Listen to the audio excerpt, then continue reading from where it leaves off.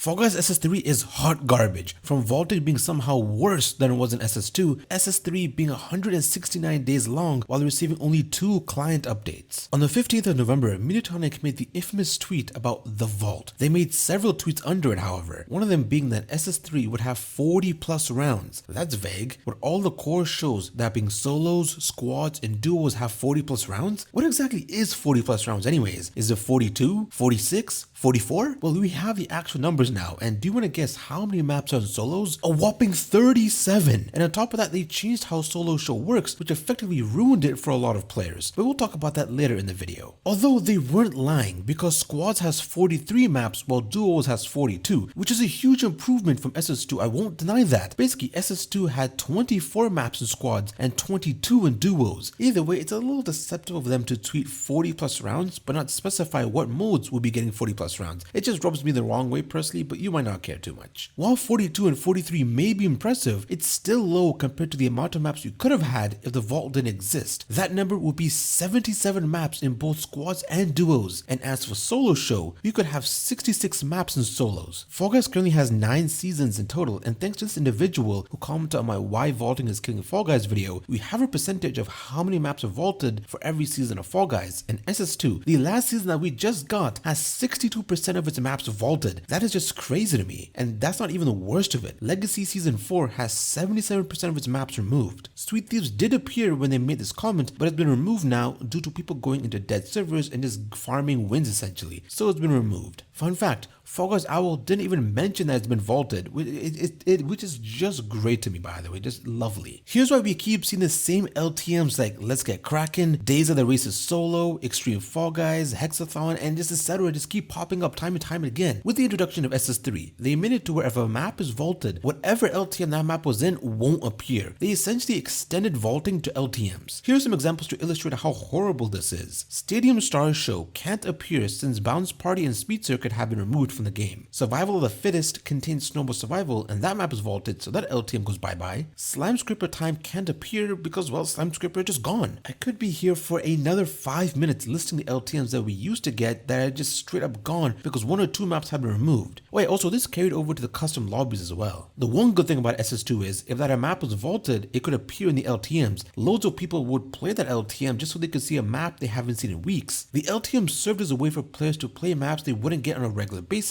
and to improve on the maps that they were bad at, or just to play maps that they loved without worrying about getting a map they just may not enjoy. With the variety of LTMs that made it to where almost everyone can find an LTM they enjoy, now it's just the same 5 LTMs that can appear, and sometimes in the same order as well. 5 months into SS3 and we've only had 1 new show, and that was Extreme Party, which has had a tiny pool of maps and even tinier rewards. It could just be me, but it seems like Mediatonic will remove maps that aren't even broken so that when they update the game, the maps don't break. Like for example, Mediatonic may remove Big Fans even though there's currently nothing wrong with it, but they think it may possibly break with the 10.0.0 update. Listen, I understand if a map is broken, but just vaulting it because you're scared it might break is just a little weird. And it just shows how they don't have the tools and really the confidence in place to make sure the maps won't break. On January 19th, Cloudflare, an American company that provides server hosting to something like 20% of the internet as of 2022, had an outage that lasted around 30 minutes, and in that time, the vault was unlocked, meaning all the maps that were in the game, even the SS2 variations which got disabled after SS2 was over, were just basically in the game. And once the Cloudflare servers were online, the maps got revaulted. No one really spotted any major issues or reported them during the time the maps were up. However, if the outage lasted say a few hours, I could see the reports piling in. Although this won't be the last time we see vaulted rounds make an appearance. For now, let's talk about the maps added in SS3 and the bugs and just everything in between. After 824 days or 2 years and 3 months, Mediatonic finally added celebration previews. This should have been a feature when the game came out, but it's finally here. Costumes that have an alternative style like Among Us or Bugsnax will now show a random style tag, and in the store it'll show you the styles, which is cool I suppose. You're now able to see how many people are spectating you, which is something I never knew I wanted, but again, I would have loved to see this feature being added sooner, maybe during SS1 actually. They added 2 full costumes to the marathon challenges, which isn't something I thought of, and I just love the fact that it rewards loyalty and it's something that you can earn rather than purchase, which is what I think the game needs more of now in my opinion. And the most useless thing they added in my opinion is labels. It just basically shows you if you qualified, been eliminated, or are spectating someone. I can see this being beneficial to newer players or people who are a lot younger who may not know if they qualified or if they've been eliminated or they need to wait till the round ends. The nice thing is that in squads and duos, you can see how many points you brought in, which is neat. My favorite quality of life feature they added was that the challenges are no longer round specific. Back in the day, it would say to qualify X amount of times on squads, but now it says qualify X amount of times on any round. And my goodness, such a small difference made the challenges much easier and just less grindy. One of those things that you just really forget to appreciate. The thing I've noticed with Izzytorium is that they add these little great quality of life updates that may not be a big and boisterous thing, but when it adds up. And it just shows that they are listening to the community and they listen to the grievances, but they often lose track of the main things like map rotations, proper progression systems, and regularly keep in touch with their player base. But no matter how much small things they add, the player base won't appreciate or care if the core components of your game are in disarray. SS3 came out with 5 maps, and to me, Kraken Slam and Speed Slider are the only standout maps. Blastlantis is just too big, the water takes way too long to rise, and people can just camp at spots, make them unkillable, which is just not great because the game will just keep going on for longer and longer. Some people love how chill it is. I personally find it boring, but I've warmed up to it slightly since my tier list video. It's now C- rather than a D tier. Puzzle Path is just follow the leader and pretty much just DoorDash 2.0 but with wormholes. Hoopshot is a successor to Ski-Fall according to the release notes, and it just appears way too much in rotation, and it's just so boring, man. This one would benefit from a variant because people just play the same way every time, and why would they play differently? Only one route really matters, and that's the bottom path at the start and the middle slide. Not using the optimal routes, especially in solo show if it's in a later round, it's just a guaranteed elimination. I also think it's just a glorified tech demo for the slide dive mechanic, which we'll discuss in the next section of the video. Overall, I find the maps in the season to be very hit or miss. Kraken Slam is really creative, and I enjoy some of the strats you can employ, like jump dodging the tentacle slams and just grabbing people. People got so mad when they patched, and I'm using the word loosely here, they patched the pole strat in which players could go into the yellow zone and stand on the support beams, allowing them to time out the map. It can technically still be done, but it's quite difficult to do consistently, so people just don't really bother doing it anymore. However, a new timeout strat was discovered and people call it the rainbow strat, and it's much easier to perform. If Izzytorium are going to vault any SS3 map, I think it's going to be Kraken Slam just due to the timeout strats, which are just basically exploits. However, I hope I'm wrong because it is a great map, and not a lot of people know how to do it, so the chance of you encountering someone who knows how to do it is pretty slim to none. While Speed Slider is a fun map to speedrun, it just feels too samey and just too boring, especially since we've been playing the same variation for 5 months. I definitely would love to see some variation to spice things up. Lily Leapers is just a phenomenal example of how you can just change up little things and you just play the map differently each time. It's really fun to play Lily Leapers and just get a whole different variation from the last time we played. I definitely do enjoy Speed Slider and it has a great foundation, but some variants could definitely spice things up, just make things different. But overall, SS3 has a very lackluster set of maps, but does have 2 standout maps in my opinion. In the 2 years Fall Guys has been out for, dive sliding is the first time they added a new mechanic. Though you could argue that dive grabbing, which got added in SS1, is a new mechanic, but that was a thing you could do way back in the day and it just got re-added. But I'm so glad they made sure it worked on all the maps that have slime coated surfaces like Hit Parade, Party Promenade, Treetop Tumble, and much more, and as well as being able to dive slide on ice. They could have made it to where it only worked on the new maps, but they made it retroactive and it just changed the way I play certain maps. However, Fall Guys currently has FPS based physics, which means the physics is tied to the amount of frames you can get. The higher the FPS, the more momentum you can generate, and the more momentum you can generate easily. You see some players jump dive constantly and generate a ton of speed. Those players most likely have 150 plus FPS. Once you've reached that, you're basically able to perform dive wiggling. Console players are able to do their own version of dive wiggling called 90-degree dive or 90 dive. It's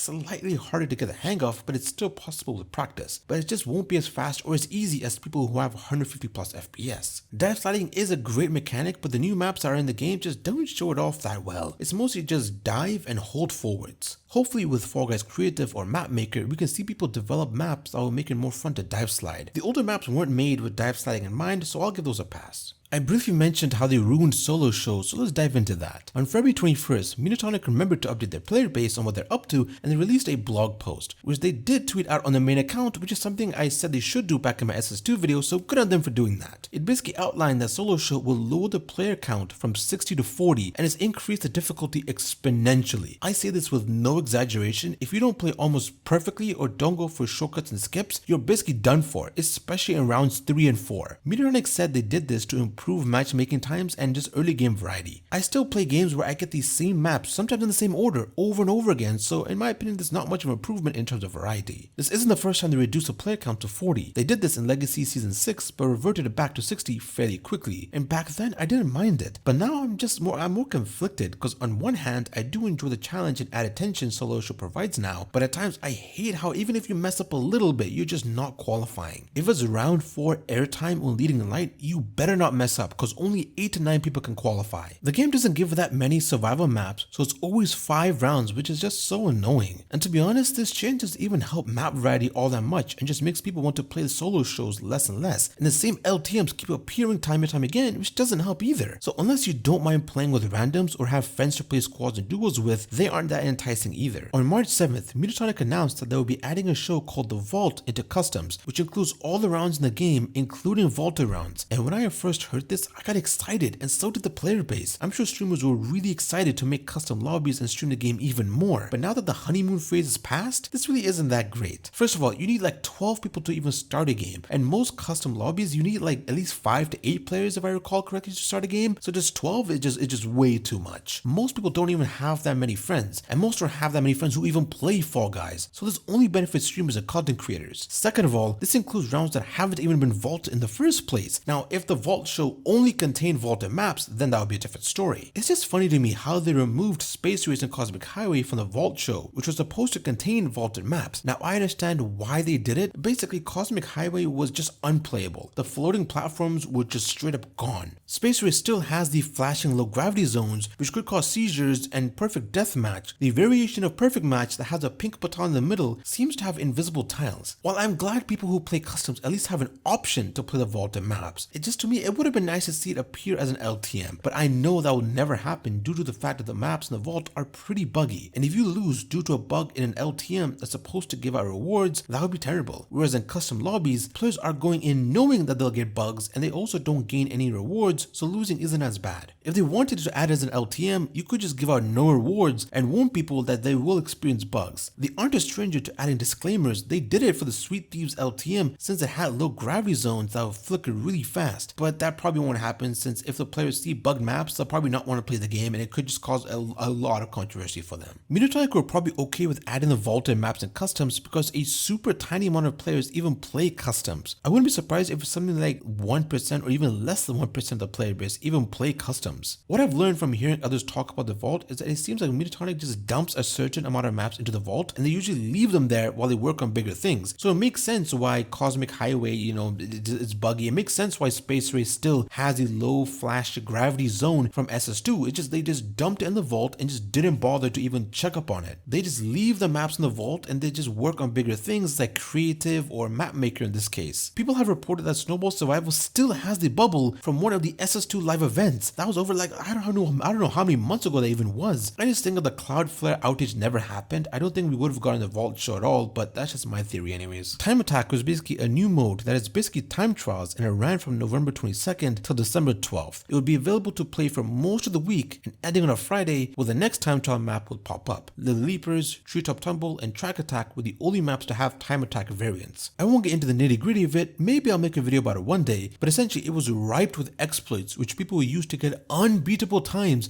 through regular means. And honestly, after a while, the novelty of it wore off on me. And the exploits didn't help either, and after 3 weeks, Izzytorium essentially pulled the plug on it and it said nothing about its return. But I wouldn't mind seeing it as an LTM that pops up once in a while. However, it's still in custom lobbies, and maybe it'll return in SS4 because it would be a waste if it never appeared again. Maybe add in some more maps and fix the exploits. This season had a good amount of bugs, and I won't be able to mention all of them, so I'll be mentioning some of them. I will be mentioning numbers like 9.0.1 or 9.0.2. Here's what they mean. The first number is a season, which in our case is season 9. The game reset after Legacy season 6, but for all intents and purposes, we're in season 9. The second number is the mid-season update, in which we would get new maps or variations, and the last number is for bug fixes. Thank you to Fall Guys Trivia for tweeting that out. Again, I won't be able to get through all the bugs, but I will be talking about the more notable ones. At the start of SS3, when you went to change your emotes, the game wouldn't remember your change, so you weren't able to change out your emotes, and this bug lasted for a good 2 weeks. Now, I don't really change my emotes all that much, but I remember remember buying the Ryu bundle and being able to equip the Hadouken, which is now the emote that I use the most. I just can't imagine someone buying a bundle with an emote and just not being able to use it. I don't know if it was just me, but the 9.0.1 version of Fall Guys just kept making my game crash, and Steam would say it's playing when it's clearly not. I would use Task Manager to force close the game, and a launch error would pop up when I tried to open the game again. Even closing and rebooting Steam wouldn't fix the issue. I would have to restart my computer in order to play the game. Though I am playing on the Steam version, and thankfully the crashes never happened once the 9.0.2 update came out. Speaking of the 9.0.2 update, let's talk about the Red Envelope Rally event and how the party challenges were supposed to refresh daily, but it didn't. They eventually added a compensation tab, and it's basically the equivalent of playing for 10 days. But they were just trying to fix it, and people were just getting so fed up with them. On March 29th, there was also a bug where 2 weekly tabs appeared. They tried to rename it, but doing so would cause issues, so they left it alone. And you can't forget the infamous darkening of the sky on Little Leapers, and how in Speed Slider X, you could respawn even though you weren't supposed to. This never got fixed, and they just eventually ended up taking it out of the playlist, which is so sad. In Bean Hill Zone, the music cuts out when you're spectating, and it's just been like this the entire season.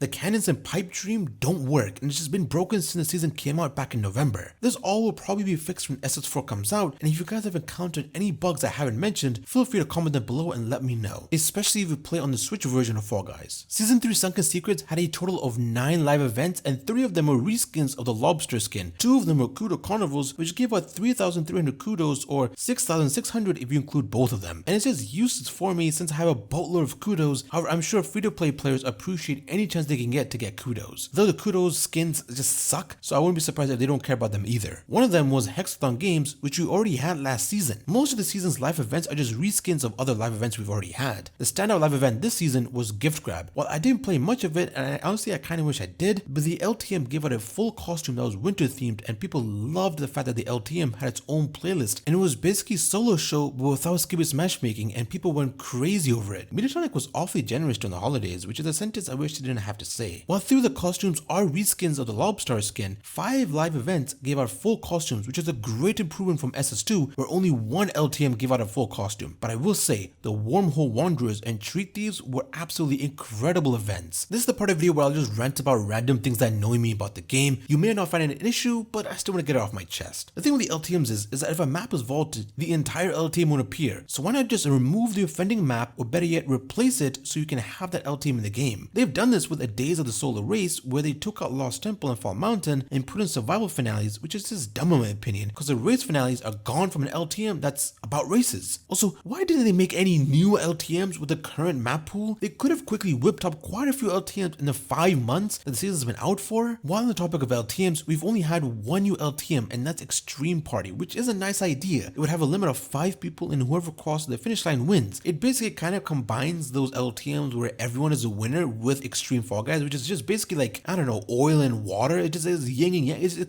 extreme opposites, which is a fascinating concept. But to me, it kind of goes against the nature of Extreme Fall Guys. The fun of it is that you have a regular sized lobby all going at each other's throat. Seeing the lobby get wiped is uber satisfying. It doesn't happen too often anymore because the round pool is about the size of a rice grain. Also, the rewards they give out for some of these LTMs are just laughable. Like, why are we giving out single digit shards? Guess they don't want people grinding and accumulating crowns they can use to buy stuff from the store. Oh wait. Dog, is it just me or is body blocking insane this season? I can't be near someone without hitting them and being ragdoll as a result. This is just crazy, especially in maps like Speed Slider and Hoop Shoot where you're always close to someone. It feels like I just graze someone and I'm ragdolling while they get unaffected. I do think body blocking and ragdolling should be part of the game. It just wouldn't be Fall Guys without it, but it just definitely needs to be tweaked to be a little less aggressive, please. At the start of SS3, keen-eyed individuals noticed how some of the obstacles got a visual downgrade. The triangle bumpers on Dizzy Heights and Hit Parade don't have patterns on them and are just plain. Same thing for the fan blades on Big Fans. The punching glove support on Tundra Run are plain. The most egregious change is the holographic bridge on Skylar Stumble isn't as vibrant as it used to be. And in Jinxed, whoever gets captured will have this black squares over them rather than the usual smoke that used to surround them. While not publicly stated by Mediatonic, the visual downgrades are probably to help the Switch port run the game better. I don't get why all the ports of Fall Guys had to be affected by this change directly. I'm pretty sure you can target specific platforms, aka the Switch, Switch and have it only affect that platform. If you play on the Switch version of the game, did you notice any improvement on the performance on maps like Skylight Stumble, Big Fans, Jinx, and Dizzy Heights? Also hate how we received only 2 client updates even though the season is like 5 months long. I wish they did more client updates even if they were smaller in size, just something to show us that they're fixing and improving things. I was scrolling through Reddit one day when I came upon this post said, "Y'all remember this?" And it was a conversation where Oliver, the community manager for Fall Guys, made a meme. I'm not sure what the meme was, I didn't bother reading it to be honest. And leaker FG Muffins replied with the following post. What interested me was his response in which he said, when you work for a bigger company, more people and more teams have to sign up for communication/responses, and honestly, this doesn't really surprise me one bit. Mediatonic is no longer that indie company with double-digit staff numbers who released a groundbreaking game during the height of a pandemic. They're now a big company that houses hundreds of developers, and really it just explains the blog posts and the calculated tweets. It's stuff big companies do. They can't just make a simple tweet without having to go through 3 meetings and talking to 11 departments. They really need to figure out systems that will allow them to respond to these issues more quickly, especially when they built their game off the hype from social media, and a new gen company shouldn't be making these late responses. But alas, what can you do? It's funny how Oliver said they would bring back the bi-weekly question and answer session they used to do on their official Discord server, but it's been 2 months since they made the post. I think they'll probably bring it back when SS4 comes out. With Mapmaker, they have a lot of stuff to talk about, and it's a good way to promote it as well. The tweets were just interesting and just kind of funny to me. While on the topic of FG Muffins, she made a tweet about talking to a source at Epic Games and how it seems like most of the developers have left Fall Guys. I do advise you to be very skeptical and just take this with an extreme grain of salt, but it does seem to match up with how little updates we received. Seems like developers use Fall Guys as a way to work on other Epic titles like Fortnite and Rocket League, which probably have higher salaries and way more opportunities. It's unfortunate, but with the way Mediatonic is handling things, people just don't think it's worth staying with them in the long term. But again, this is a rumor and it should be taken as fact. I don't know why, but in early January, this game had an uptick in hackers, and people were posting it all over social media, and it's usually the same few people who are doing it too. I even encountered a hacker in Hexaring one time. Heck, I even saw a post sometime in March of someone seeing a guy flying up. Like, what the heck is going on, dude? Is Epic Anti-Cheat not even doing anything? People report these guys, but they seemingly never get banned. I remember making a video about the dangers of Fall Guys going to free-to-play way before the season went free-to-play or before SS1 came out, and hackers were the main thing I talked about, and thankfully I was wrong about the hacker epidemic being bigger than the one in 2020, but this uptick is just crazy. Let's talk about Fall Guys Owl. While I'm glad this account exists, for the most part it is incredibly reactive. This Reddit user made a comment categorizing the type of tweets you can expect from them, and only a third of their tweets relate to the tweet that the main Fall Guys page made back in November 15th. When SS3 came out is when they made tweets about the overall performance of the game and how they fixed major bugs. Also, they gotta proofread their stuff, man. They've used internal names for maps in some of their posts, and other times they've used normal names. Also, they gotta post more stuff about fixing bugs and just tweet more about how they're gonna improve the game. I'm not saying they shouldn't be reacting to bugs and letting people know they've acknowledged it. It just shouldn't be 50% of your tweets, so people shouldn't be able to just predict how much stuff you're gonna tweet about, man. Come on. While the season pass, challenges, and crown ranks exist and access progression, the amount of time spent and the reward you get really isn't worth it. And this is coming from someone who's like crown rank 44. Ever since the game stopped letting you earn kudos and crowns just by playing and putting the good costumes behind showbox or a paywall, it just really makes people not want to play the game longer than it just takes them to finish the dailies. I also hate how once you finish the season pass and the challenges, and if you die, you get nothing. Like, what kind of game design is this? Just absolutely trash. Fall Guys SS4 was supposed to release on April 2nd, according to the marathon challenges, then it got quietly pushed back to the 25th. However, it then got delayed to the 10th of May,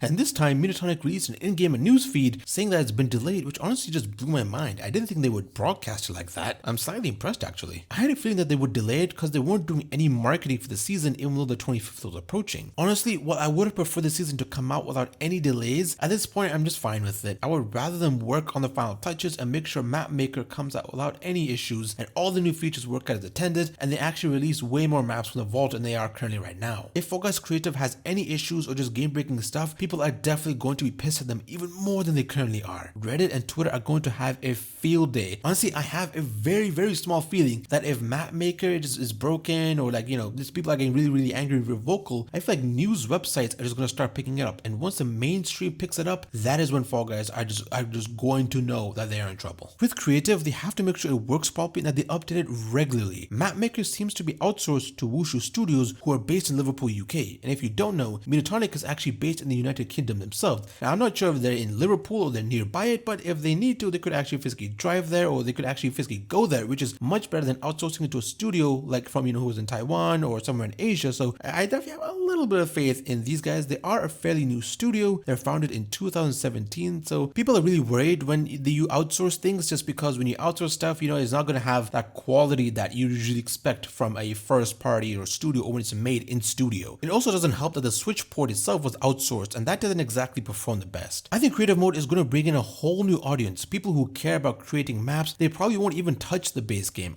So I don't really think it will save Fall Guys. What will save Fall Guys is them fixing major bugs, bringing back majority of the rounds, adding new and fun modes like track attack, new mechanics to make the game feel fresh again, improving performance on their ports, and just fixing bugs as quickly as possible, while making sure Fall Guys Map Maker or Fall Guys Creative is maintained and receiving frequent updates. Here's the thing, you can have this fancy Map Maker or Fall Guys Creative, but if people aren't playing it, then just what's the point? So in order to incentivize people to play Creative, I think they should add it as a daily challenge. So something like play 10 games of Fall Guys Creative or qualify on 5 Fall Guys Creative maps. And the reward could be fame points at the start of the season, and once they finish the season pass, give them like 200 kudos or 800 kudos if you really want people to play it, or just give kudos right from the start. So instead of getting 200 kudos from the daily challenges, you could get like 400 kudos if you include the regular daily challenges, or 1,000 if they're feeling really nice, but it'll probably be like 400. So 200 from the regular challenges and then 200 from the Fall Guys Creative challenges. They need to give us some kind of reward, those people won't play it once the honeymoon phase is over. I can see the potential in Map Maker if handled well, and I'm excited to see what kind of maps people are going to be able to conjure up. The concern here being is that are they going to be able to handle the influx of maps, and how are they going to stop people from making stupidly impossible maps to qualify on? Those maps that are like 99% people can't beat. A map can be difficult, of course, that's not the issue, but not because of the obstacles being spammed everywhere and making it hard to move at all. If you play Mario Maker, you'll know what I'm talking about. Let's hope they have a good vetting process so those garbage maps won't make it. I made a video about why SS2 was the worst season Fall Guys, and I'm going to be honest, SS3 is by far the worst season we've had in Fall Guys, for now. But in my defense, SS2 was the worst season when I made that video. I was just huffing so much copium and defending SS3 and saying while it is bad, SS2 is still the worst. I've changed my mind since then, and just SS3 is just hot garbage. From vaulting being expanded to LTMs and customs to the new maps being so mediocre and just everything in between. I'm going to take the L and change the title of that video to this one. I'm sure I missed something. My apologies if I did. I don't play squads or duos, so I don't have anything to say regarding those modes in particular. Thank you to our Max Numbers for your support, and if you want to find out why SS2 sucked, click this video right here.